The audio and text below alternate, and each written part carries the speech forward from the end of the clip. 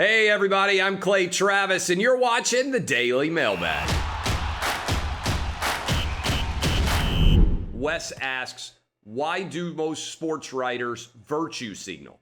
Why do sports writers virtue signal? And it's an interesting question, and right at its most basic essence, I think because they're grown men who write about sports for a living, and as they age, they realize it's not that serious of a job, and they feel insecure compared to other journalists.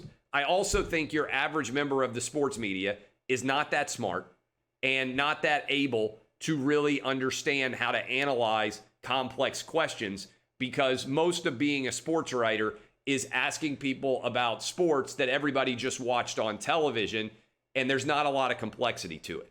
Sports writing is, and always has been, the toy chest of life. Now, I don't have these same insecurities. I take my opinions seriously, but I don't take myself that seriously, as anybody who listens to the show regularly knows. And also remember, I ended up doing this, writing and talking about sports, after initially practicing law.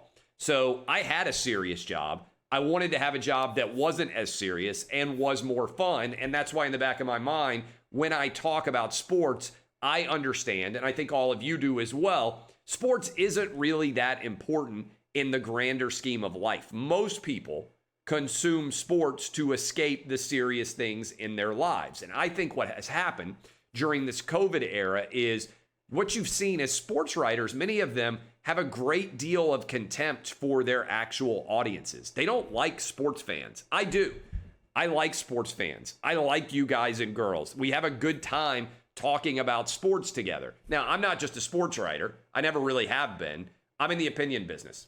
I give you my opinion on sports. I give you my opinion on Game of Thrones.